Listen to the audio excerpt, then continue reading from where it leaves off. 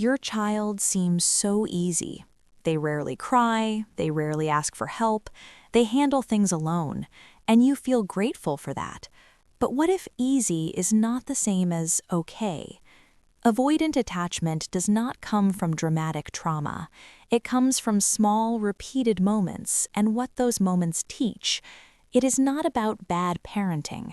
It is about patterns that develop quietly, over time, without anyone noticing. A child reaches for comfort. The parent is there, but slightly distant, maybe distracted, maybe uncomfortable, maybe just a little delayed. Once does not teach anything, but 100 times, the nervous system starts to take notes. The note the child writes is this: big feelings push people away, so the safest thing is to have fewer big feelings. The child does not decide this consciously. The nervous system decides it, automatically, to protect the connection. They become quieter, less demanding, more independent, and everyone calls it easy. Nobody calls it what it is. What it is adaptation. The child learned to need less because needing more felt unsafe. Babies and young children are not looking for perfect parents. They are looking for predictable ones. When comfort comes sometimes fast, sometimes slow, sometimes not at all, the pattern is unclear. And an unclear pattern is a nervous system problem. The child solves the problem the only way it can. It stops reaching, and the reaching stops feeling necessary. This is not coldness. This is efficiency. The nervous system found the most reliable strategy for staying connected by asking for less. Your child comes to you upset, you offer a toy, you change the subject, you finish what you are doing first. Each response feels reasonable to you. Each response teaches something to them. The child processes all of this without words. The lesson lands in the body, not the mind. What it teaches is this: when I show big feelings, you create distance. So next time, I will show smaller feelings. The solution is not complicated. Get down to their level. Put everything else down. Do not try to fix it, just stay. You are really upset. Then silence, then closeness. That is enough. That is everything. When a child experiences that 100 times, they learn the opposite lesson. Big feelings bring people closer, not push them away. Self-soothing is an important skill, but it has to be earned. A child can only learn to self-soothe after thousands of co-regulation experiences first. When we push self-soothing too early, we skip a step, and that skipped step costs them later. You're fine, you can handle it, said too often, too soon, teaches the child comfort from others is not reliably available, so build your own walls. Be the external regulator first.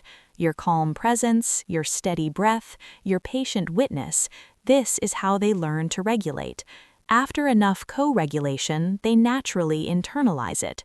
Self-soothing develops from the inside of connection, not from being left to manage alone. Your child knows you love them. That is not the issue. The issue is whether that love feels accessible when it is most needed. You are warm when they are calm. You pull back when they fall apart. The child learns love exists, but it disappears exactly when I need it most. The most important moment is not when they are happy. The most important moment is when they are drowning. Show up most when it is hardest to show up. That is where attachment is built or broken. Your child becomes easy, less demanding, apparently needing nothing. This is not independence. This is the price of connection they learned to pay.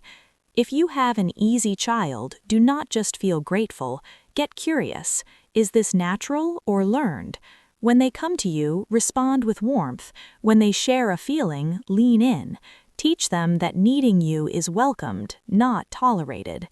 The child who gets praised when quiet and praised when achieving, but not when struggling, learns something specific. I am valued for what I do, not for what I feel. So they become high achievers, capable, competent, always composed, and deeply disconnected on the inside. When your child achieves something, celebrate, but also ask about the experience. How did that feel is more important than "I am so proud of you." When they share a struggle, match the energy you give to a success. Teach them that vulnerability gets the same welcome as achievement. The avoidant child becomes an expert reader of the room. They learn when emotions are welcomed and when they are not. They calculate before they reach out. Is this a good time? Can they handle this? Will this push them away? A child should never have to calculate before reaching for comfort. If yours does, that's the work. Comfort comes after the storm passes, not during. The child cries, you wait, they calm down, then you move in with warmth. What the nervous system learns from this sequence, connection comes after I shut down, not through expressing, through suppressing. Go to them while the storm is still happening. Sit with them while they are still in it. That's the whole lesson. You model what emotions are for. If your child never sees you struggle, never sees you ask for help, never sees you vulnerable, they learn that strong people don't need anyone. Let them see appropriate vulnerability. Let them see you ask for help. Teach them that needing support is not weakness, it is how humans work. Avoidant attachment does not mean the child is broken. It means the nervous system found a solution that works now and causes pain later. In childhood, it looks like the easy kid. In adulthood, it looks like the person who can't let anyone in. The adult who keeps everyone at arm's length did not choose that. Their nervous system learned it, one small moment at a time, starting very young. But patterns that were learned can be unlearned, with consistency, with patience, with a different experience repeated enough times to rewrite the old lesson. Did any of this describe your child or yourself? Tell me in the comments. You are not alone in this. Stay for the next video because secure attachment can be built at any age. It is never too late, and the science of how to do it is more hopeful than you think.